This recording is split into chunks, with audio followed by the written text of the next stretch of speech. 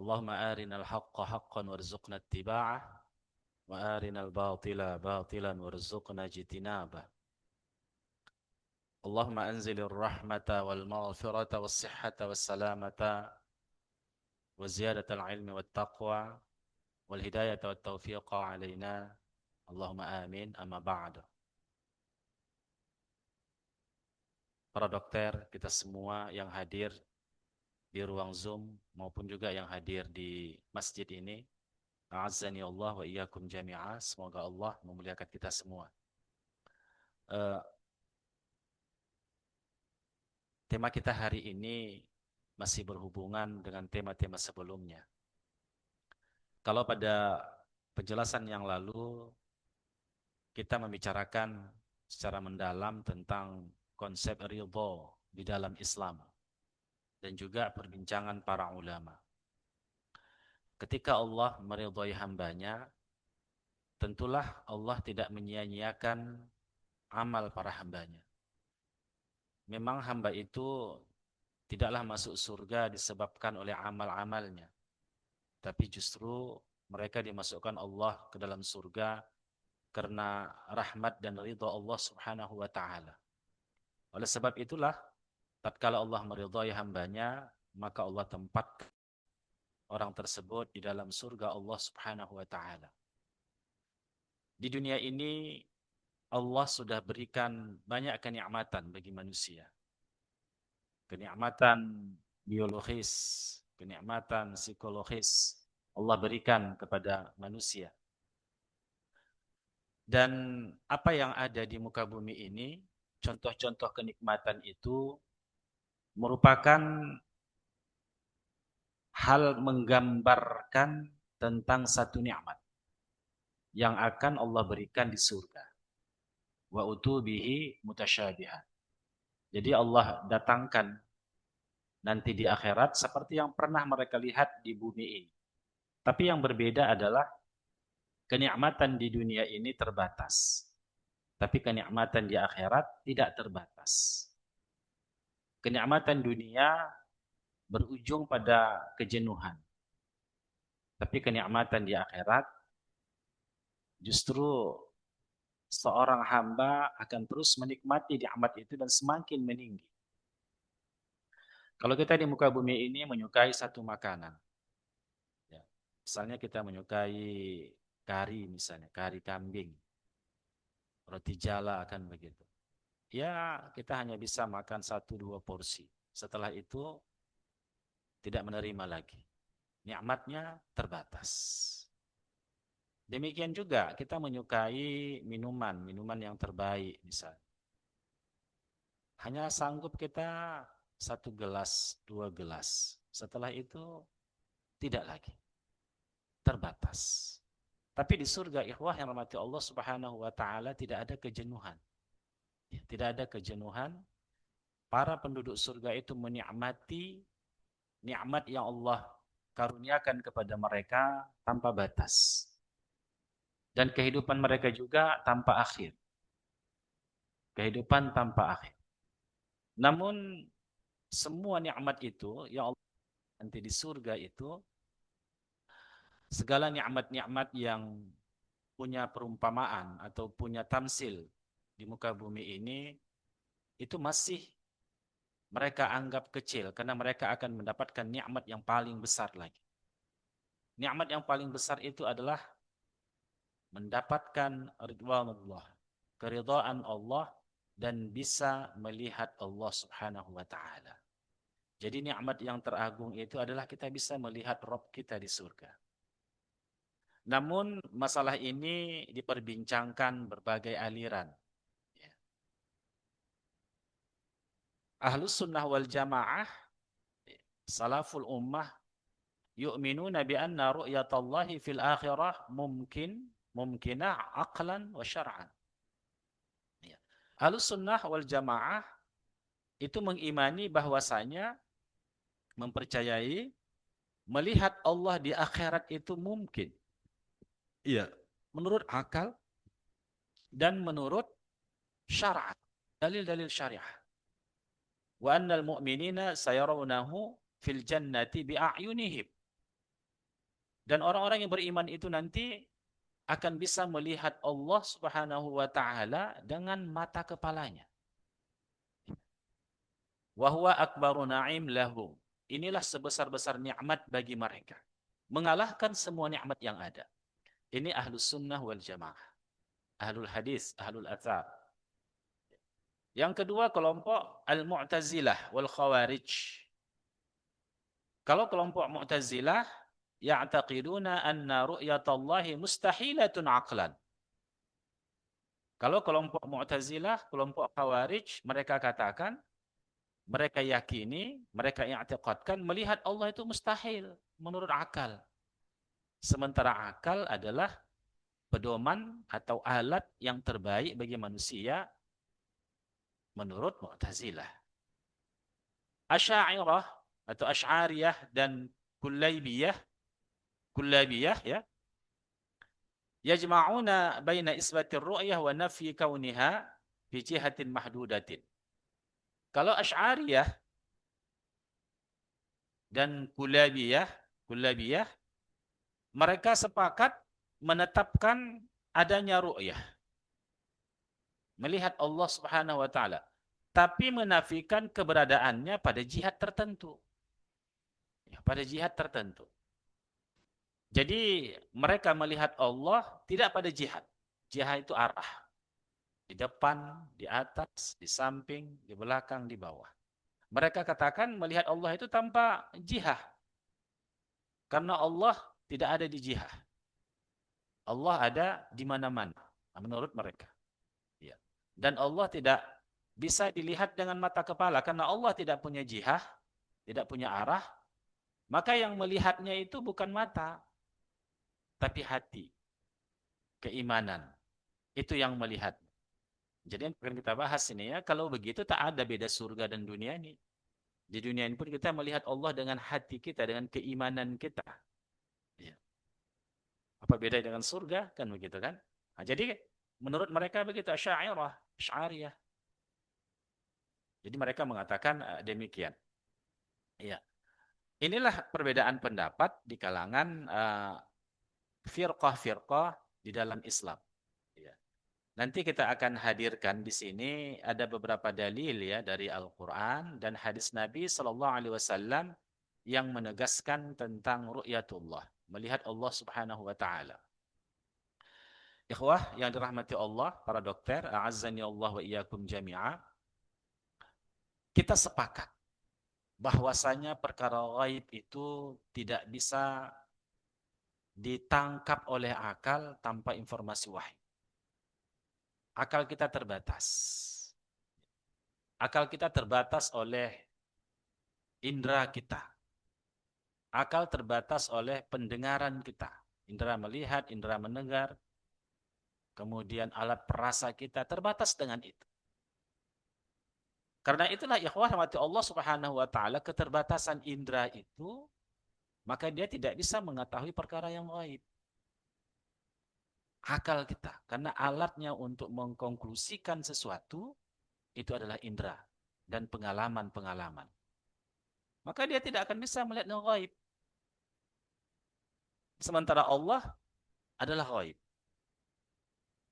Maka tidak bisalah akal kita ya menerima kalau Allah itu akan dilihat dengan mata. Inilah pendapat dari Mu'tazilah. Akal itu terbatas pada hawasul khams kita.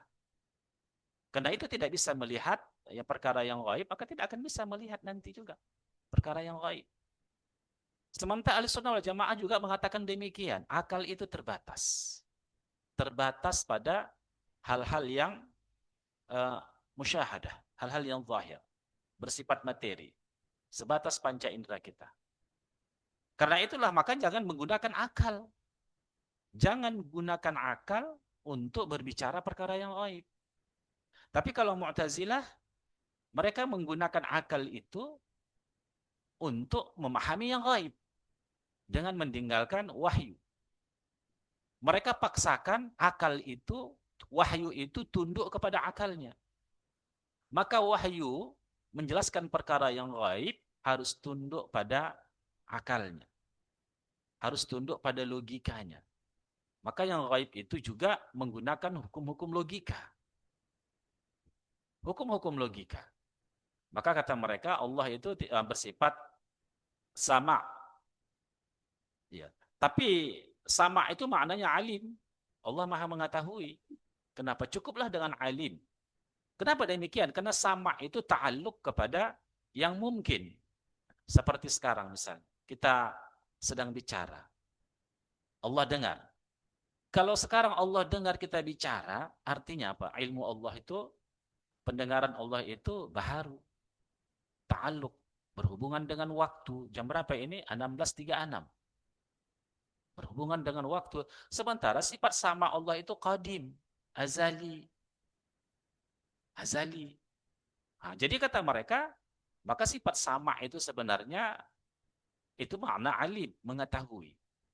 Kalau mengatakan sok qadim, bersifat qadim dari dulu, Allah mengetahui. Allah mengetahui. Jadi baik ada atau tiadanya. Karena itulah ikhwan mati Allah Subhanahu wa taala, mereka menggunakan uh, logika untuk memahami yang gaib. Bahkan Tuhannya sendiri pun itu mereka batasi penjelasannya, pemahamannya, ma'rifahnya kepada Allah hanya berdasarkan logika mereka. Kalau tidak sesuai dengan logika, maka wahyu itu harus dipahami sesuai dengan konstruksi logika. Sesuai dengan bangunan logika itu sendiri. Mereka tidak bisalah menerima hal-hal yang gaib, yang menurut logika itu tidak bisa diterima. Maka dicarikanlah takwilnya. Carikan takwilnya. Seperti Allah istawa 'alal 'arsy. Allah beristiwa di atas 'arsy. Menurut logika tidak mungkin. Tidak mungkin Allah itu istawa 'alal 'arsy. Karena istawa itu adalah sifat fi'liyah makhluk. Sifat fi'liyah makhluk. Enggak mungkin. Kalau Allah dikatakan di atas berarti Allah punya jihah, punya arah. Berarti sama dengan makhluk. Yang digunakannya adalah logikanya. Disamakannya Allah dengan makhluk. Padahal ikhwah Allah sendiri yang mengatakan dia tinggi di atas. Allah sendiri yang mengatakan dia maha besar. Allah sendiri yang mengatakan bahwasanya dia istawa 'alal 'arsy. Istawa 'alal 'arsy. Lalu beristiwa di atas aras. Karena tadi tidak sesuai dengan logika, itu sama dengan makhluk menurut mereka, padahal tidak sama. Yang sama di situ adalah pada penyebutan maknanya, tapi hakikatnya, kaifiatnya itu tidak sama. Allah katakan laisa kamitslihi syai'un wa huwas samiul basir. Allah Maha mendengar lagi Maha melihat. Allah sendiri yang mengatakan. Oleh sebab itu maka pemaknaan yang menurut logika mereka tidak bisa diterima, makanya mereka tolak. Termasuk dengan nikmat melihat Allah Subhanahu wa taala di surga. Kalau kita melihat dengan mata kepala Allah di surga, berarti Allah itu punya jihad. Allah itu punya arah. Dan itu mustahil menurut mereka.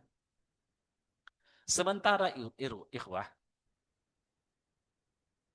akhirat itu kan gaib bagi kita hari ini. Gaib. Dan unsur-unsur tubuh kita juga kan tidak sama dengan yang ada di dunia. Kalau kita dilahirkan mulai dari embrio, mulai dari sel sperma dan ovum, kemudian menjadi janin, alaqah menggantung di dinding rahim, dan terus berproses. Baru kita dilahirkan menjadi anak-anak dewasa. Begitu pertumbuhan jasmani kita, unsur biologis kita di muka bumi ini. Tapi di padang mahsyar tidak seperti itu. Orang dibangkitkan kembali di padang mahsyar. Nanti rata-rata umur orang yang dibangkitkan itu nanti, penduduk surga itu umurnya 30 tahun, 33 tahun, 30 tahun. Sekitar itulah umur mereka. Tentu berbeda dengan kelahiran di dunia. Satu. Yang kedua, banyak hadis yang menjelaskan nanti di hari akhirat itu, di padang mahsyar itu, Manusia akan berenang di keringatnya. Ada yang setumit, ada yang selutut, ada yang sepinggang, ada yang tenggelam dia oleh keringatnya sendiri. Kalau kita gunakan logika gravitasi di sini, tentu air itu kan merata, mencari tempat yang rendah. Tak akan mungkin air hanya satu orang saja dia melingkup begitu, kan begitu? Kalau kita gunakan hukum dunia ini, hukum alam, hukum kausalitas yang ada di dunia ini. Sementara hadis itu jelas-jelas mengatakan demikian, hadis-hadis sahih mengatakan demikian. Bagaimana mereka menggunakan logikanya di situ? Apakah mereka akan menolak juga itu? Ya, pasti mereka tolak. Kalau mereka konsisten dengan logikanya, dengan menggunakan hukum gravitasi dan hukum-hukum sifat-sifat air. Begitu juga Allah nanti akan mendekatkan matahari ke ubun-ubun manusia. Sejengkal matahari itu dari ubun-ubun mereka, dari kepala mereka. Coba gunakan hukum logika di muka bumi ini. Sains yang kita pahami, sains astronomi. Bagaimana panasnya matahari itu. Apa mungkin? Itu bakar. Kan begitu? Nggak akan mungkin bisa gosok tubuhnya. Kalau begitu konstruksi tubuhnya berbeda. Kemampuan dan kekuatannya juga mungkin berbeda. Dan matahari itu juga menyinarkan sinar itu juga bisa berbeda. Ini tentu ikhwah rahmati Allah Subhanahu wa taala, kalau kita gunakan hukum-hukum logika, ya tidak akan kita terima ini. Tak akan kita terima. Kenapa? Karena secara logika itu tadi ada hukum-hukum kausalitas atau hukum-hukum kauniyah yang mengatur semua itu. Mengatur semua itu. Demikian juga nanti ikhwah, banyak hal-hal yang berhubungan dengan padang mahsyar itu ya tidak bisa diterima oleh logika, oleh akal manusia. Belum lagi sampai padang mahsyar, nanti akan ada istidraj lagi. Dajjal itu akan muncul. Luar biasa kedikjayaannya. Istidrajnya luar biasa. Dia bisa menurunkan hujan, matahari bersinar terik, tak ada awan, dia bisa turunkan hujan. Bayangkan itu luar biasa. Hukum kausalitas akan menolak itu. Hujan itu datangnya dari mana? Dari awan, terjadi kondensasi. Oleh hisapan matahari, terkumpullah awan itu di atas. Jadi kondensasi semakin membarat, akhirnya jatuh ke bawah. Air itu, butiran-butiran air itu. Nah, kalau kita gunakan nanti, kok bisa dajjal begitu? Tak ada awan hujan, nggak bisa logika. Itu baru di dunia, masalah istidraj. Tapi kok bisa? Begitu juga nanti. Dajjal nanti akan datang ke satu daerah. Kalau orang tidak percaya kepadanya, daerah yang subur itu tiba-tiba tandus, kering, kelaparan. Orang yang tak beriman dengan Dajjal itu betul-betul diuji. Lalu ada orang yang beriman dengan Dajjal, maka tempat yang gersang sekalipun, padang pasir sekalipun, tak ada setetes air pun bisa tumbuh subur tanam-tanaman. Itu istidraj kan. Logika tidak akan menerima itu. Tapi ada enggak? Ada contoh-contoh di muka bumi ini. Jadi oleh sebab itulah logika kita itu jangan dipaksakan untuk menyelesaikan semua masalah. Apalagi masalah-masalah yang gaib, masalah surga. Bagaimana sebenarnya surga itu? Jangan dipaksakan logika kita. Oleh sebab itu maka kita harus tunduk kepada nas. Harus tunduk betul-betul kepada wahyu Allah Subhanahu wa taala. Allah yang mengetahui perkara gaib. Lalu diwahyukannya kepada Nabi. Dan diwahyukannya juga kepada Nabi untuk menjelaskan wahyu matslu itu. Wahyu Al-Quran itu. Allah berfirman dalam Al-Quran. Ini kita lihat dalam Al-Quran misalnya. Surah Al-Qiyamah. Ayat 22-23. Wujuhun yawma idzin nadhirah ila rabbiha nadhirah. Wajah-wajah orang yang beriman itu pada waktu itu nanti bercahaya, gembira. Penduduk surga itu wajahnya bercahaya. Apa perlu ditakwil ini? Ada lampu di wajahnya? Kan enggak juga. Kan begitu kan? Ila rabbiha nadhirah. Kepada Tuhannya mereka melihat. Kata nadhara di sini, nadhara itu artinya melihat. Para ulama-ulama tafsir itu menafsirkan dengan melihat Allah. Ru'yatullah.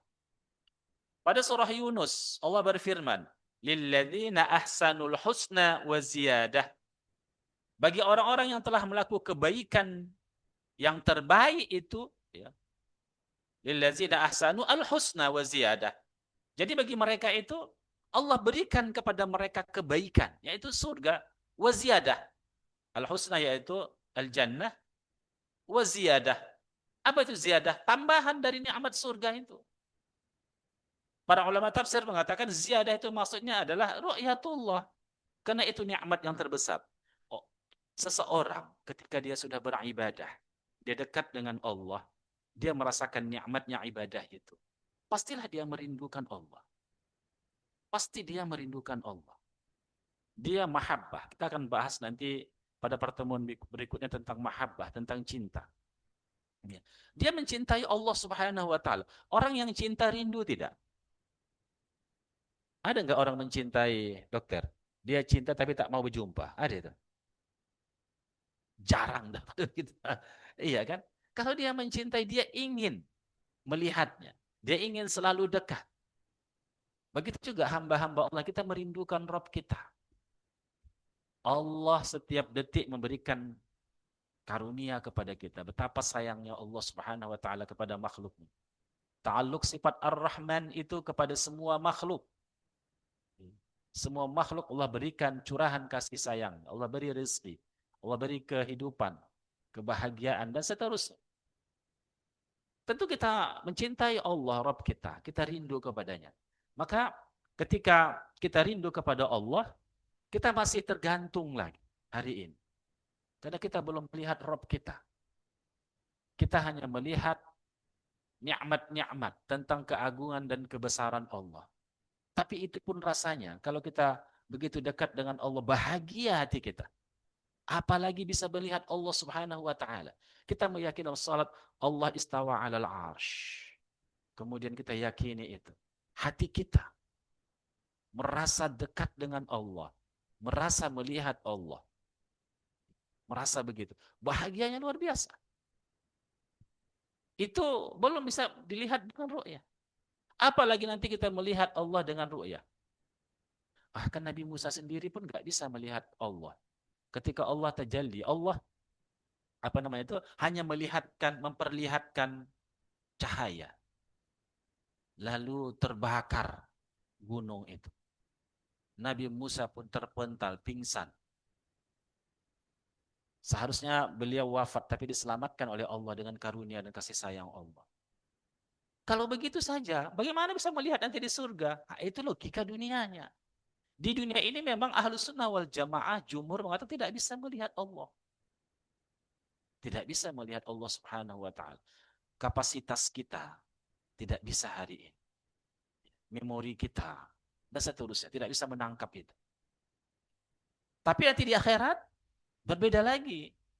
Jangan gunakan logika di dunia ini, unsur-unsur hukum-hukum kausalitas. Ya. Tentang kemampuan biologis kita, mata kita, tidak ikhwah. Itu sudah berbeda kondisinya. Baik, kemudian dan kita tidak tahu apakah nanti di akhirat itu ada udara atau tidak. Iya kan? Tapi angin berhembus itu ya, Ustaz. Dokter ya. Surga itu nanti seperti surah Al-Insan itu, ya tidak panas, tidak dingin kan begitu. Luar biasa nikmatnya. Makanya tak perlu AC kita. Iya kan? Tak perlu juga penghangat ya Bapak ya kan? Jadi itu nikmat-nikmat surga. Coba antum lihat itu. Betapa dahsyatnya itu, betapa enaknya itu. Jadi itu tambahan Allah berikan kepada mereka kenikmatan melihat Allah. Kemudian pada surah Al-Mutaffifin, Innal abrara lafi na'im 'alal araiki yanzurun. Sesungguhnya orang-orang yang al-abrar, yang melakukan kebaikan, lafi na'im, mereka berada dalam kenikmatan. Jannatun na'im, surga yang penuh dengan kenikmatan.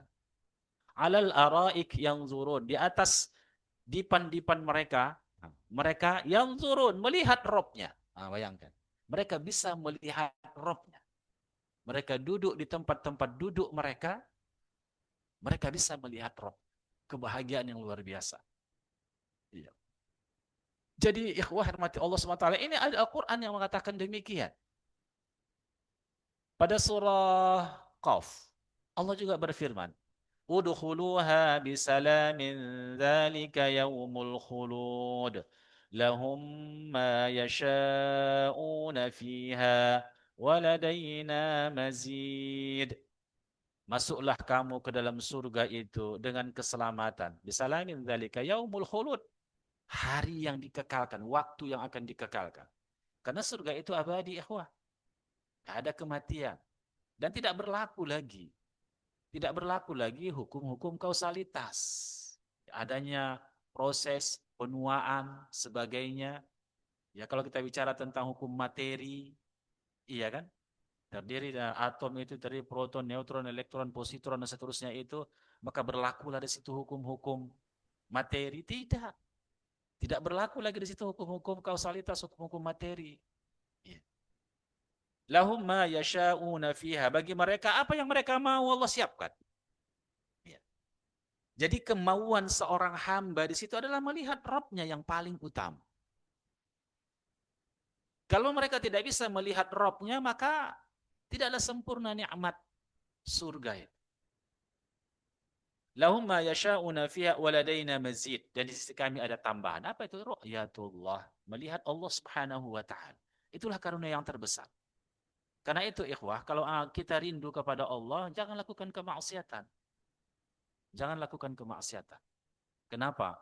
Karena kita tidak akan bisa melihat Rabb kita dari neraka. Allah bukan di surga ya. Allah bukan di surga. Tapi orang-orang surga bisa melihat Allah dari surga. Alal araik yanzurun. Mereka duduk di atas singgasana tempat duduknya dan mereka melihat Rabb. Melihat Rabb. Bahagia sekali. Bahagia sekali ini waktu itu. Semoga Allah mengkurniakan surga kepada kita. Allahumma amin. Ini ditafsirkan oleh para ulama. As-Sam'ani mengatakan, qauluhu nadhirah bid-dhad masruratun taliqatun hasyatun basyatun. Jadi nadhirah itu adalah kebahagiaan yang luar biasa. Wan nadratu hiya an-ni'matu. Dan nadrah itu adalah nikmat yang luar biasa yang mereka terima. Ila rabbiha nadhirah. Dan beliau juga mengatakan ila rabbiha nadhirah, tafsirnya adalah huwa an-nadhru ila Allah taala bil a'yun. Yakni dia melihat Allah taala dengan mata kepalanya. Wa huwa thabitun lil mu'minina fil jannah bi wa'dillahi taala wa bi khabarir rasul. Itu jelas. Ya. Thabit lil mu'min fil jannah, itu akan diperoleh orang beriman itu di surga. Biwa'dillahi, dengan janji Allah Ta'ala dan informasi dari Rasul yang mengatakan demikian. Jadi kalau kita tolak ini, apalagi yang kita percayai? Perkataan Allah sudah jelas, tak perlu takwil, sudah jelas maknanya. Dan itu tidak merusak makna itu. Sudah jelas maknanya. Hadis Nabi juga menegasikan hal itu.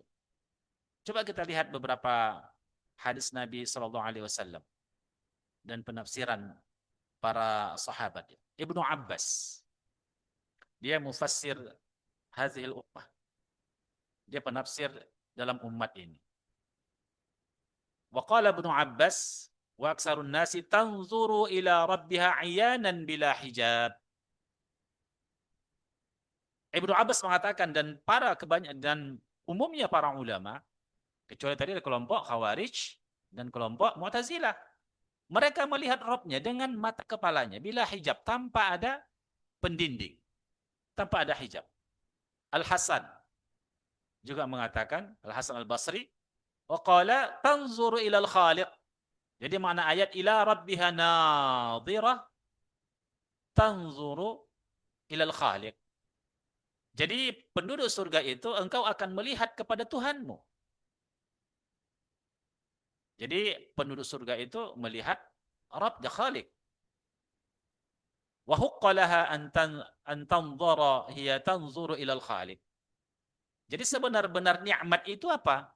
Yaitu melihat kepada Tuhan, melihat kepada Allah Subhanahu wa taala. Ibnu Katsir ini menjelaskan juga. Wujuhu yawma idzin nadhirah ila rabbiha nadhirah. Ketika dia mengatakan ila rabbiha nadhirah, ai tarahu ayanan. Dia katakan. Maknanya adalah tarahu ayanan. Jadi dia akan melihat Rabbnya dengan mata kepalanya. Kama akhrajahu al-Imam Al-Bukhari rahimahullah dalam kitab sahihnya. Ya. Beberapa hadis Nabi SAW menegaskan ini, ikhwah. Coba kita lihat beberapa hadis yang lain, itu penafsirannya, penafsiran para ulama. Kita lihat, misalnya, An Sahib radhiyallahu anhu, anin Nabi SAW qal, idza dakhala ahlul jannati jannata. Ketika penduduk surga masuk ke dalam surga, qala, dia pun berkata, yaqulullahu tabaraka wa ta'ala, maka Allah Ta'ala berfirman. Ini qala dari periwayat ya. Yaqulullahu tabaraka wa ta'ala, Allah tabaraka wa ta'ala berfirman, turiduna syai'an azidukum. Apakah kamu mau sesuatu, aku akan tambahkan. Kata Allah Subhanahu wa taala kepada mereka. Fayaqulu alam tubayyit wujuhana, alam tudkhilal jannah wa tunajjina minan nar. Qala fayakshiful hijab fama u'tu syai'an ahabba ilaihi minan nazri ila rabbihim azza wa jalla. Wa hiya ziyadatu thumma tala hadhihi al-ayah lilladzina ahsanul husna wa ziyadah. Jadi kamu mau sesuatu yang aku tambahkan. Mereka mengatakan, sudah alam tubayyit wujuhana, ya Allah wajah kami ini bukankah sudah engkau putihkan, ini nikmat. Artinya apa? Wajah itu berseri, bahagia. Makanya kebahagiaan itu ikhwah, itu ditunjukkan salah satu dari ekspresi wajah. Jadi ekspresi wajah orang surga itu bukan ekspresi murung. Maka digambarkan dalam Al-Quran tentang penduduk neraka itu dengan berwajah murung. Ya kan begitu. Tapi penduduk surga itu nadhirah. Bercahaya wajah mereka. Menunjukkan kegembiraan. Makanya yang paling mudah kita melihat orang itu bahagia atau tidak, tengok di wajahnya. Coba antum senyum dulu. Ah bahagia lah itu kan. Gitu. Jadi ikhwah rahmati Allah SWT dilihat di wajah. Kalau wajahnya kusut aja begitu, ini orang tak bahagia ini kan begitu. Ada masalah ini. Kita lihat di wajahnya saja. Iya. Dan bukankah ya Allah, engkau sudah buat wajah kami ini bercahaya, putih. Dan bukankah engkau ya Allah telah memasukkan kami ke surga? Betapa banyak nikmat di sini ya Allah. Dan engkau telah menyelamatkan kami dari api neraka. Lalu Allah buka hijab yang mendinding antara makhluk dan Rabb-Nya. Yang pada awalnya makhluk tidak bisa melihat Rabb-Nya, lalu mereka fama u'tu syai'an ahabba ilahi minan nazri ila rabbihim. Dan mereka pun Allah berikan kepada mereka kemampuan untuk bisa melihat Allah Subhanahu wa taala. Maka tak ada sesuatu yang lebih mereka cintai, lebih mereka sukai, nikmat di surga itu melebihi melihat Rabb-Nya. Kemudian periwayat membaca summa tala hadhil ayah, yaitu dibaca ayat ini lillazina ahsanul husna wa ziyadah. Jadi makna ziyadah itu adalah mereka sudah mendapatkan al-husna, surga yang penuh dengan kenikmatan, ditambah lagi ziyadah. Ikhwah, kita ini bukan sedang mendongeng ini ya. Ini betul-betul ini, hanya proses waktu saja. Proses waktu saja seseorang akan mendapatkan ini kalau dia tunduk kepada Rabb.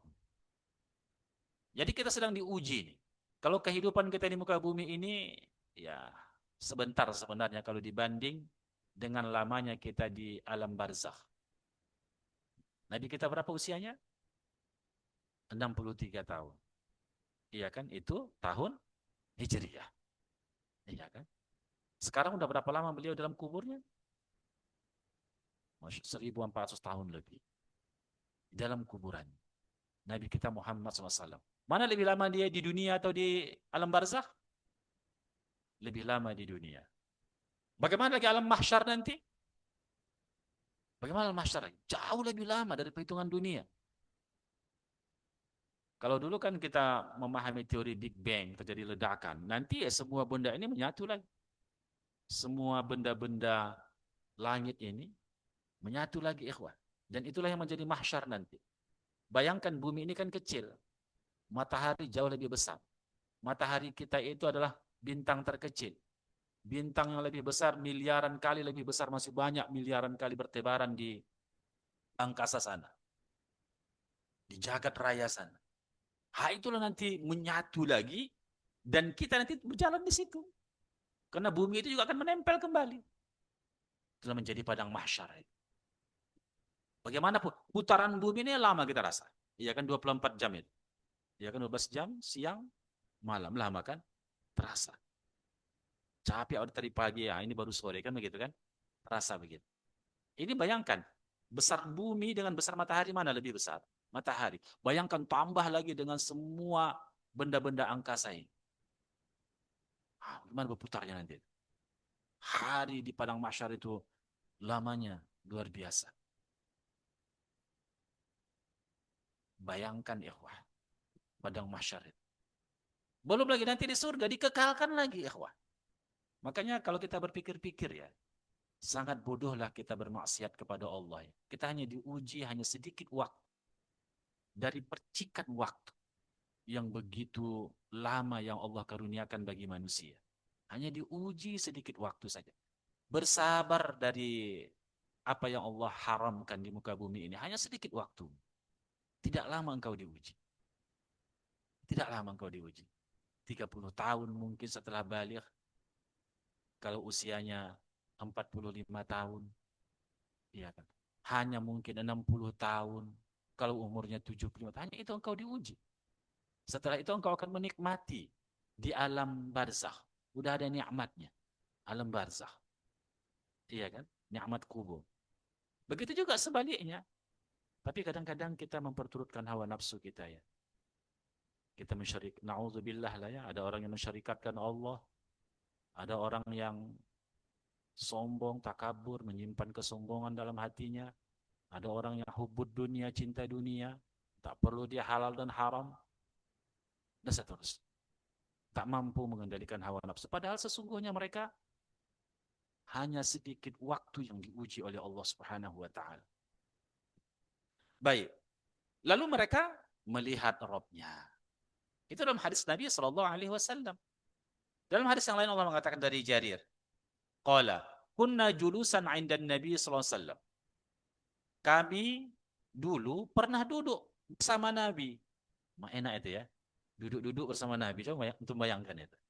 Di sampingnya ada Nabi. Bayangkan. Ya. Kunna julusan 'inda Nabi sallallahu alaihi wasallam. Kami dulu duduk bersama Nabi sallallahu alaihi wasallam. Iz nadhara ilal qamar lailatul badar. Mereka duduk mungkin di padang pasir itu. Mereka menatap ke langit, nampak bintang-bintang, nampak bulan Badar. Iya kan? Badron kamila. Berarti bulan besar itu, 14 hari bulan, 15 hari bulan. Ya. Qala, Nabi pun mengatakan, innakum, kamu, ya, satarawna rabbakum, kamu akan melihat Rabb kamu. Kata Nabi. Kama tarawna hadzal qamar, sebagaimana kamu melihat qamar, bulan ini, la tudamuna fi ru'yati. Tidak ada yang menghalangi kamu melihat Allah Subhanahu wa taala. Jadi bulan itu di atas. Bulan di atas. Begitu juga melihat Rabb nanti dari surga, kita dibawa dan melihat Rabb kita.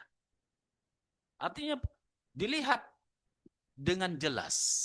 Itu hadis Nabi sallallahu alaihi wasallam, riwayat dari Jarir. Hadis sahih. Kemudian di sini juga dijelaskan ya bahwasanya qala Nabi sallallahu pada yang riwayat yang lain, innakum satarawna rabbakum ayanan. Kamu nanti akan melihat Rabb kamu dengan mata kalian. Dengan mata kalian. Dari Abu Hurairah, Nabi juga bersabda, annan nasa qalu, bahwasanya manusia bertanya, "Ya Rasulullah, wahai Rasulullah, hal nara rabbana yaumal qiyamah?" Coba kerinduan para sahabat itu. Mereka rindu ingin melihat Rabbnya. Apakah Rasulullah kami nanti bisa melihat Rabb kami pada hari kiamat?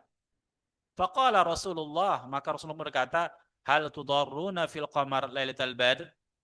Apakah ada yang menghalangi kalian untuk melihat qamar, bulan pada waktu Badar, bulan purnama? Kalau tanah Arab sana jarang hujan. Gak ada awan kan begitu ya. Jelas nampak dari padang pasir itu bulan itu besar begitu, bercahaya. Ada yang menghalangi kamu untuk melihat bulan pada purnama? Qalu la ya Rasulullah. Mereka menjawab, tidak ya Rasulullah. Fahal tudarruna fi syams? Apakah ada yang menghalangi kamu untuk melihat matahari? Kalau kamu di siang hari, laisa duna sahab, yang di situ tak ada awan? Qalu la ya Rasulullah. Tidak ya Rasulullah. Qala fa innakum, maka sesungguhnya kamu tarawnahu kadzalik, akan melihat seperti itu nantinya. Ya, melihat Rabb kita. Artinya jelas. Karena itulah ikhwah mati Allah Subhanahu wa taala, tak ada ruang ya bagi pendapat yang mengatakan kalau dia tunduk kepada nas bahwa Tuhan, bahwa Allah itu tidak akan bisa dilihat. Dengan alasan itu ada jihah, arah gitu. Ya Allah, Nabi sendiri yang mengatakan begitu, Allah sendiri yang mengatakan dalam Al-Qur'an. Kenapa dibantah itu? Tapi jangan gunakan kerangka logika kita. Allah itu seakan-akan adalah objek materi yang terkonstruksi dari hukum-hukum materi, dari atom, proton, neutron, elektron, positron, itu tidak. Ini masalah yang gaib. Maka yang menjelaskannya adalah wahyu. Maka bagi kita hari ini yang belum pada waktu itu, belum masuk pada waktu itu, ya mengimani saja. Hanya proses waktu saja. Proses waktu. Kemudian ikhwah rahmati Allah SWT, ada hadis lagi. Ya, dari Abi Bakrah bin Abdullah bin Qais an abihi anin Nabi SAW qala, jannatani fi fiddatin aniyatuhuma wa ma fihima wa jannati min dhahabin aniyatuhuma wa ma fiha wa ma bainal qaumi wa baina an yanzuru ila rabbiha illa rida'al kibriya ala wajhi fi jannati adn. Ini juga menjelaskan bahwasanya ada dua surga nanti dari perak bejana-bejananya. Dan ada nanti juga surga jannatani minaz zahab, dari emas. Bejana-bejana dari emas. Dan ada nanti pada keduanya ma bainal qaum baina an yanzuru ila rabbihim, yaitu mereka melihat Rabbnya. Illa rida al-kibriya ala wajhihi fi jannati adn. Kecuali ada selendang kebesaran di atas wajahnya fi jannati adnin, di dalam jannati adnin. Demikian juga hadis yang lain, ini cukup banyak hadis yang menjelaskan. Oleh sebab itulah, maka para ulama mengatakan bahwasanya ini adalah berdasarkan hadis. Kalau dikumpulkan semua riwayat itu, ini hadisnya adalah hadis-hadis mutawatir. Hadis mutawatir. Hadis mutawatir itu kan hadis yang menegasikan tentang kepastian. Karena kalau dia hadis ahad, itu kan zanni kebenarannya. Ya, 70%, 80% kan begitu. Tapi cenderung kepada kebenaran. Iya. Tapi kalau qat'i ini sudah yakin, sudah 100%. Mutawatir itu yakin. Hadis mutawatir itu kan ma rawahu jam'un yamtani'u tawatu'uhum anil kadhib. Iya. Yang tidak mungkin ada orang sepakat, ya para sepakat untuk mendustakan hadis itu. Kenapa? Karena banyaknya yang meriwayatkan itu. Oleh sebab itulah ikhwah, kalau dia hadis-hadis mutawatir dari berbagai jalur sanad, itu menunjukkan kepastian. Jadi melihat Allah itu adalah kepastian bagi para penduduk surga. Usah jauh-jauh lah di negeri kita ini menisbatkan diri kepada mazhab Syafi'i. Tentu imamnya Imam Syafi'i. Jangan pula dia bermazhab Syafi'i tapi imamnya Ahlul Kalam, bukan Imam Syafi'i yang benci kepada ilmu kalam, bukan begitu kan? Iya. Pendapat Ar-Razi dan sebagainya lah ya. Nah, jangan pula itu jadi imamnya. Kalau dia bermadzhab Syafi'i, imamnya Imam Syafi'i. Akidahnya pun sayoknya akidah Imam Syafi'i. Apa kata Imam Syafi'i di sini? Ya, qala Imam Abu Abdullah Asy-Syafi'i fi hadhihi al-ayah dalilun ala anna al-mu'minina yarawnahu 'azza wa jalla yawma idzin. Jadi Imam Syafi'i mengatakan ayat ini ila rabbiha nadhira menjadi dalil bahwasanya orang beriman akan melihat Allah Azza wa Jalla pada waktu itu. Di dalam surga. Wa hadzal ladzi qalahu al-Imam Asy-Syafi'i, yang lain meriwayatkan, dan ini adalah ungkapan Imam Syafi'i rahimahullah. Fi ghayatil husni, jadi kata-kata yang berikut ini adalah ungkapan Imam Syafi'i. Fi ghayatil husni, yaitu pada puncak kebaikan. Apa itu? Huwa istidlalun bimafhumi hadhil ayah kama dalla 'alal mantuqi qawlihi wujuhun yawma idzin nadhirah ila rabbiha nadhirah, yaitu dalil memahami ayat ini sebagaimana yang ditunjukkan secara mantuk. Jadi dalil itu ada mafhum, ada mantuk. Kalau mafhum ini pemahaman melalui sebuah proses internalisasi kita dengan perangkat keilmuan kita, dengan metodologinya. Tapi kalau mantuk ini udah ditegaskan begitu dia. Bukan hanya pemahaman, ditarik kesimpulannya, tidak. Tapi udah mantuk, udah dituturkan oleh ayat sendiri. Ini bukan mafhum, nadhirah itu bukan mafhum, tapi mantuk. Ila rabbiha nadhirah, kepada Tuhan yang mereka melihat. Dan itulah kenikmatan yang teragung. A'zamun ni'am itu adalah ila rabbiha nadhirah, kepada Tuhan yang mereka melihat. Sekali lagi ya, kalaulah melihat itu seperti yang dikatakan oleh kelompok Asy'ariyah, bahwasanya hanya dengan hati, iya kan? Karena menafikan jihah. Jadi konsekuensi menafikan jihah ini banyak dalil yang mereka tolakin. Sampai dalil-dalil surga pun mereka tolak tentang kenikmatan. Iya. Kalau hanya dengan hati ya banyak orang-orang apa itu ahlu ibadah, orang-orang zahid, orang-orang yang wara, orang-orang yang ahlul ilmi, dia melihat Rabbnya dengan batinnya. Dan begitulah iman itu melihat Rabbnya dengan keyakinannya. Kalau itu tak perlu dia masuk ke surga, ya kan, di dunia ini sudah cukup. Tapi lebih dari sekedar itu nanti. Makanya dijelaskan oleh para ulama, para imam menjelaskan demikian. Iya. Kama dalat ala zalikal ahadits as-sihah al-mutawatirah fi ru'yatil mu'min fi ru'yatil mu'minina rabbahum azza wa jalla fid daril akhirah ru'yatan bil absari fi arasati al-qiyamah. Jadi menunjukkan hadis-hadis yang banyak sekali menjelaskan itu mutawatir.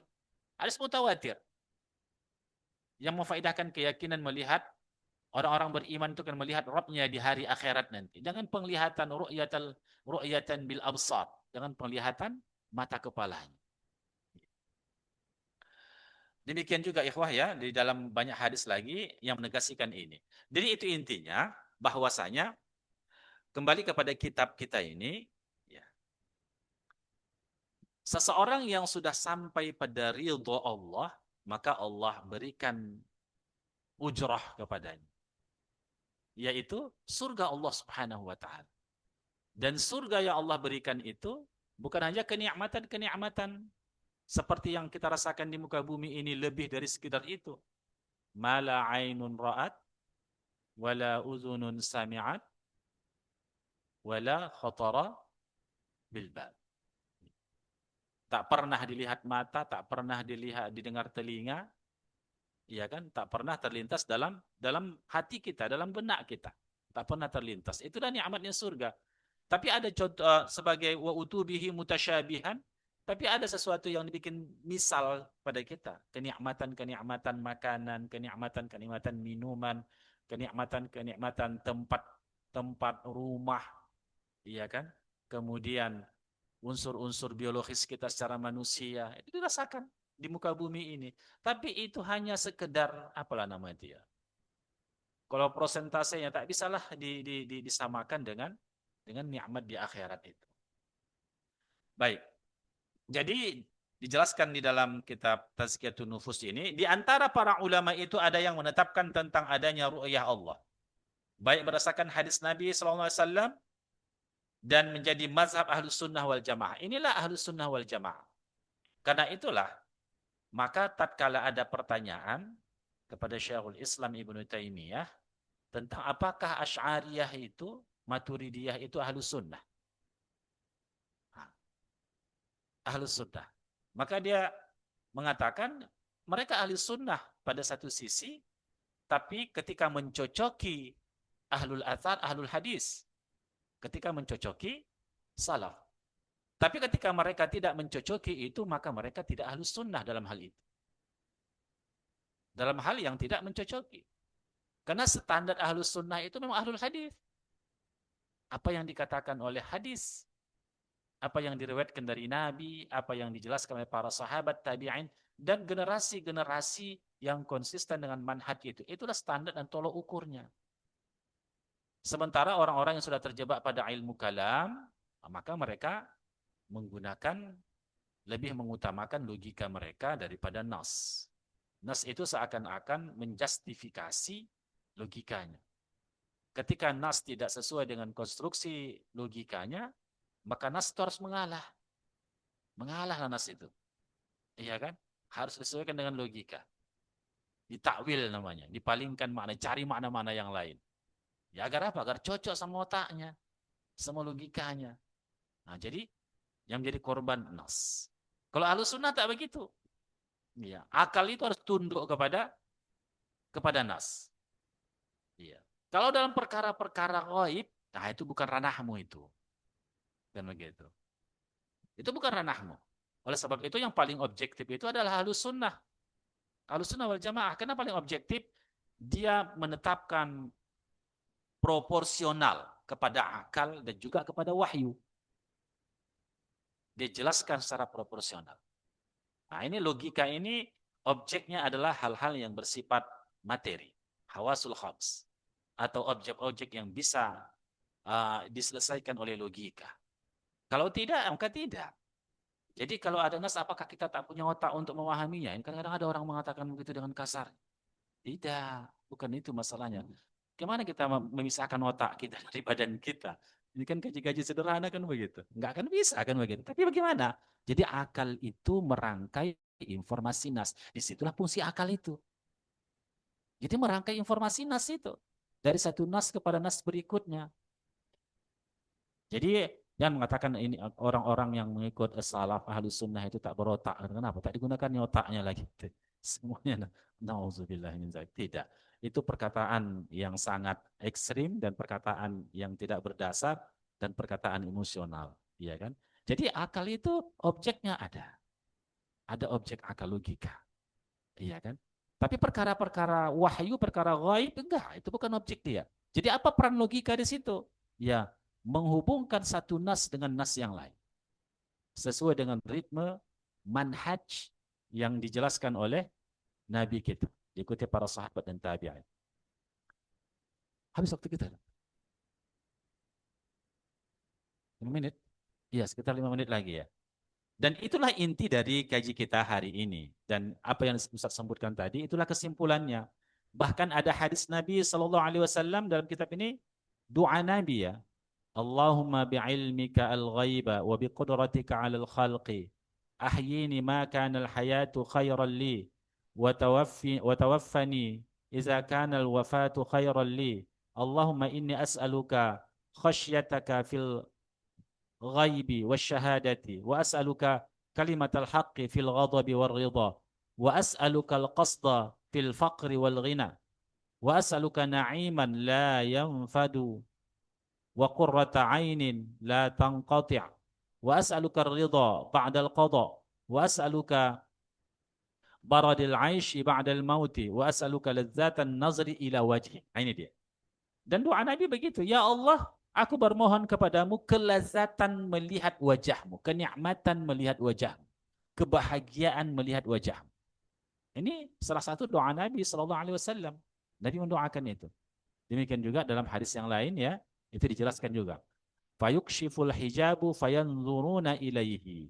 Jadi dalam hadis Nabi katakan, maka Allah membukakan hijab dan para penduduk surga itu melihat kepada Rabb. Jadi intinya bahwasanya nikmat yang teragung itu adalah melihat Allah Subhanahu wa taala di surga. Sehingga Allah katakan dalam ayatnya ziyadah. Wa sanul husna ziyadah wa ziyadah.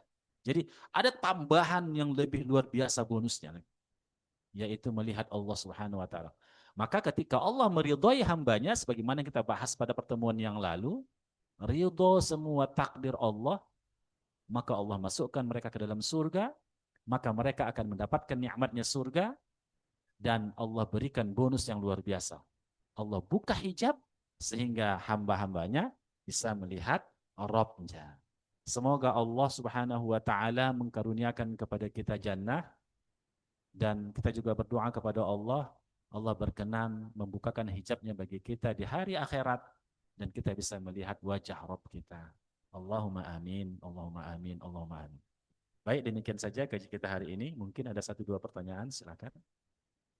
Izin Ustaz, dari Zoom ada pertanyaan Ustaz dari Ummu Zalfa. Bismillah, Assalamualaikum warahmatullahi wabarakatuh. Izin bertanya Ustaz, jika ada orang yang dahulunya di masa muda banyak berbuat maksiat, kemudian mendapat hidayah dan bertaubat nasuha. Namun selama perjalanan hidupnya setelah taubat, justru banyak mendapat musibah-musibah di dunia. Apakah musibah dan kesedihan yang dialami ini merupakan azab atau balasan atas dosa-dosa yang dahulu ia lakukan? Bukankah dia sudah bertaubat dengan sungguh-sungguh? Apakah dosa-dosa itu berguguran atau apakah dosa-dosa itu setelah bertaubat otomatis berguguran?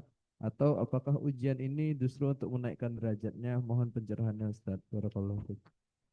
Iya, ini udah kita bahas pada pertemuan-pertemuan yang lalu.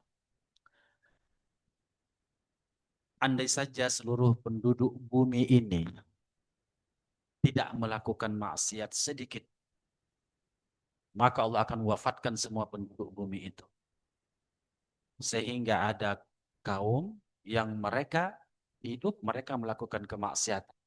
Lalu mereka bertaubat kepada Allah Subhanahu wa taala.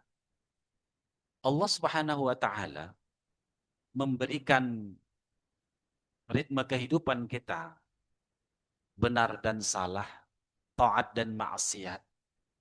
Itu pun juga punya hikmah, punya hikmah. Allah mencintai orang-orang yang bertaubat kepada Allah Subhanahu wa taala. Allah mencintai orang-orang yang bertaubat kepada Allah Subhanahu wa taala.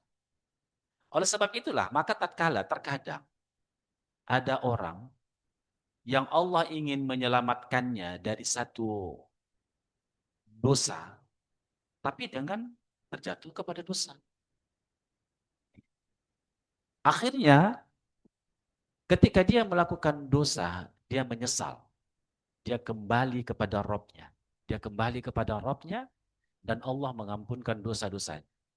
Kadang-kadang begini, ada orang yang sudah hidup habit dengan ketakwaan, dengan kesalihan. Lalu dia bangun tengah malam, tapi matanya tidak lagi mengalirkan air mata.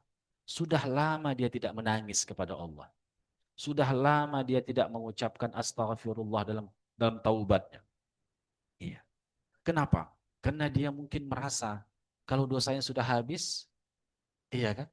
Maka nggak jalan lagi jiwanya untuk betul-betul bertaubat kepada Allah, istighfar kepada Allah. Kalaupun dia istighfar hanya zikir-zikir biasa saja. Tak ada lagi menyungkur kepada Allah. Lalu Allah peringatkan dia terjebak ke dalam dosa. Tergelincir dia. Tergelincir. Lalu sadar dan menyesal. Dan dia menangis kembali kepada Allah. Taubat kepada Allah Subhanahu wa ta'ala. Banyak cara Allah mengembalikan seorang hamba itu ke jalan. Ke jalan Allah Subhanahu wa ta'ala. Ada yang seperti itu. Tapi jangan pula antum nanti buat begitu. Nanti kan tiba-tiba mati dalam maksiat, bagaimana kembalinya? Iya kalau antum seperti itu. Iya kan? Tapi kita hanya bicara tentang hikmah, ya. Cara Allah itu berbeda-beda, ya. Namun pada intinya, wallahu yuhibbut tawwabin. Allah mencintai orang-orang yang bertaubat. Allah tidak mencintai dosanya, tapi Allah mencintai perbuatannya yang lari dari dosa itu. Makanya tadi hikmah. Di antara hikmah ritme kehidupan kita tadi yang saya katakan, ada kadang-kadang kita jatuh kepada maksiat, kan begitu. Itu bisa saja cara Allah untuk menyelamatkan dia. Cara Allah untuk mencintai dia. Akhirnya dia betul-betul sadar. Taubat dari dosa-dosanya. Wallahu yuhibbut tawwabin. Dan Allah mencintai orang-orang yang taubat. Tapi bukan hanya tawwabin aja. Wa yuhibbul mutatahhirin. Dan mencintai orang-orang yang mensucikan dirinya, hatinya. Jangan lagi kembali kepada dosa itu. Iya. Kemudian setelah bertaubat, Allah uji dengan ujian. Iya, memang begitu. Memang diuji betul-betul taubat atau tidak. Iya kan? Betul taubat atau tidak. Am hasibtum an tadkhulul jannah walamma ya'lamillahu allazina jahadu minkum wa ya'lamas sabirin. Apakah kamu mengira kamu akan masuk surga sebelum Allah melihat siapa di antara kamu yang sungguh-sungguh di jalan Allah? Sungguh-sungguh di atas syariat itu. Dan siapa yang benar-benar bersabar atas ujian Allah. Makanya Allah uji. Kita udah bertaubat kepada Allah, apakah akan begitu saja? Tidak, Allah uji. Sehingga bisa kita buktikan dua hal. Yaitu kita bersungguh-sungguh di atas jalan Allah ini. Dan yang kedua bersabar. Bersabar atas syariat yang Allah tetapkan. Sabar kita melakukan ketaatan. Ya kan? Sabar kita juga menjauhi kemaksiatan. Dan yang ketiga sabar dari musibah. Dari musibah. Ketiga sabar ini, sabar yang paling tinggi itu sabar pada musibah. Ya, sabar kita, memang begitu. Bahkan kemarin sudah kita bahas ya, sebuah hadis, "Idza aradallahu bi'abdihi khairan, ajjala lahu al-uqubah." Kalau Allah mencintai seorang hamba itu, maka Allah segerakan hukuman kepada hambanya itu. Dia melakukan maksiat, lalu Allah beri hukuman kepadanya. Iya, musibah, tabrakan lah, itulah inilah, hilang pekerjaan dan seterusnya. Iya, kenapa? Allah sayang kepada hambanya itu. Ajjalalahu al-uqubah. Allah tidak balas nanti di akhirat, di neraka, tapi Allah berikan di muka bumi ini sebagai hukuman. Allah segerakan. Tentu saja hukuman di dunia dibanding dengan akhirat tak sebanding. Iya kan? Tentu lebih berat hukuman akhirat. Jadi bisa saja memang ketika Allah sudah menghapuskan dosa seseorang itu, ya Allah angkat derajatnya. Ya Allah angkat derajatnya dengan musibah-musibah itu. Maka asyaddul bala 'indan nasi al-anbiya fal amsal fal amsal. Orang yang paling berat cobaan itu bagi para nabi. Kemudian di bawahnya itu, di bawah nabi, kemudian di bawah lagi itu. Makanya oleh sebab itulah, ikhwah rahmati Allah Subhanahu wa taala, cobaan itu berbanding lurus dengan derajat kita di sisi Allah. Ya. Berbanding lurus dengan derajat kita di sisi Allah Subhanahu wa taala. Dan cobaan itu banyak ya. Tapi cobaan yang enak itu dikasih nikmat banyak-banyak. Cuma enak itu. Tapi banyak orang yang tak selamat. Kalau cobaan itu nikmat, banyak yang tak selamat. Iya. Tapi kalau cobaan itu musibah, banyak yang selamat. Kalau dicoba Allah dengan musibah, kefakiran, tak ada lagi tempat mengadu. Iya kan? Udah hampa semuanya dunia ini. Mengadunya siapa? Mengadunya ke Allah. Kembalinya ke Allah. Kan begitu. Dia dekat dengan Allah. Tapi kalau dikasih nikmat, dia nggak tahu dia dicoba. Jabatan naik terus. Duit bertambah terus. Asalkan dia berdagang laris terus kan begitu. Semuanya begitu. Dia nggak tahu dicoba. Dia nggak tahu bersyukur, nggak keluarkan zakat, nggak empati dan simpati kepada orang miskin, orang yang kepapaan. Iya kan. Jadi mahasiswanya ditekannya juga terus, iya kan. Belikan itu, belikan ini. Ya tak tahu dia mahasiswanya itu dah ayah hanya mencari duit itu luar biasa sakitnya, iya kan. Datanglah dosennya begitu pula. Aduh, dia tidak tahu semua itu adalah bencana bagi dia. Jadi karena itulah ikhwah yang dirahmati Allah Subhanahu wa taala, ini harus kita sadari. Ya. Jadi bisa saja seperti itu Bu ya. Semoga Allah memberikan kepada kita hidayah taufik. Allahumma amin. Ya, nggak ada lagi. Ya demikian saja. Semoga pertemuan kita ini diberkahi oleh Allah Subhanahu wa taala. Subhanakallah bihamdik, asyhadu an la ilaha illa anta astaghfiruka wa atubu ilaik. Assalamualaikum warahmatullahi wabarakatuh. Waalaikumsalam warahmatullahi wabarakatuh. Jazakumullah khairan katsiran. Kita ucapkan pada Ustadz pada sore hari ini dan insya Allah kajian pekan depan akan kita lanjutkan pada seperti hari ini juga hari Sabtu pukul 4:15. Kami dari pengurus masjid mohon maaf apabila ada kekurangan dalam penyelenggaraan kajian ini.